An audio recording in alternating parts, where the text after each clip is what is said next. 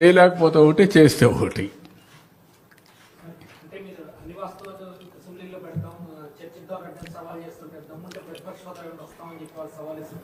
బుద్ధి ఉందా? ప్రతిపక్ష హోదా ఎవరు ఇస్తారా? ప్రజలు ఇస్తారు.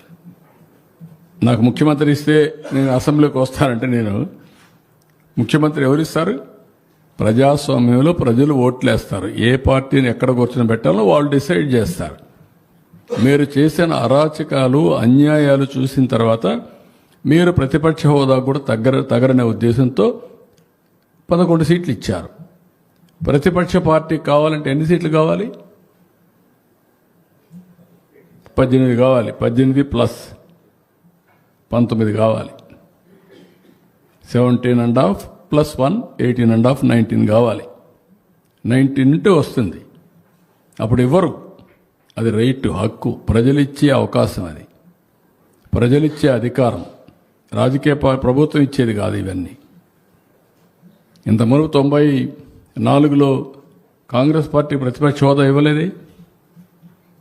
26 మంది గెలిచారు. అప్పుడు ఇవ్వలేదు. ఎందుకు ఇవ్వలేదు? వాళ్ళు అడగలేది, మేము రావనలేదే. వాళ్ళు అప్పుడు వాళ్ళకు ప్రజాస్వామ్యం ఏంటి తెలుసు కాబట్టి. బెదిరిస్తే వచ్చేదనుకుంటే ఎట్టవుతుందండి? ఎక్కడ బెదిరిస్తావు? ఎందుకు ఇస్తారు? ఆ రోజులు అయిపోయినాయి. బ్లాక్మెయిల్ చేసే రోజులు కూడా అయిపోయినాయి. ఇంకా మళ్ళా గొలగరాయి డ్రామా, కోడికత్తి డ్రామా, గొడ్డల వేటు డ్రామా. గొడ్డల వేటు, గుండెపోటు నేను నమ్మాలా? ఇప్పుడు కూడా నేను నమ్మాలా? నీళ్ళు ఇస్తే నీళ్ళు ఇవ్వలేదని నేను నమ్మాలా? ఎరువు ఇస్తామంటే ఎరువు ఇవ్వలేదని మీరు హైజాక్ చేస్తే మేము మిమ్మల్ని రైతు ఉద్యమంగా భావించి మీకు జోహార్లు కొట్టాలా? వాళ్ళు దగ్గర పెట్టుకొని పనిచేయండి. మీరు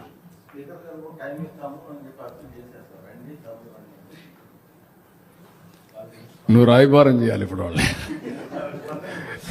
కాదు, మీరు రాయబారం చేయాలంటున్నా. ప్రజా సమస్యలపైన శ్రద్ధ ఉంటే ఇచ్చిన అవకాశాన్ని సద్వినియోగం చేసుకొని ఏ అవకాశం ఇచ్చినా ప్రజా జీవితంలో ఆ అవకాశంతోనే పనిచేసి ప్రజలు ఇచ్చిన అవకాశానికైనా కృతజ్ఞతలు తెలియజేయాలి. అంతేగాని వాళ్ళ మీద ఖర్చు పెట్టుకొని ఇలాంటి పనులు చేయడం కరెక్ట్ కాదు.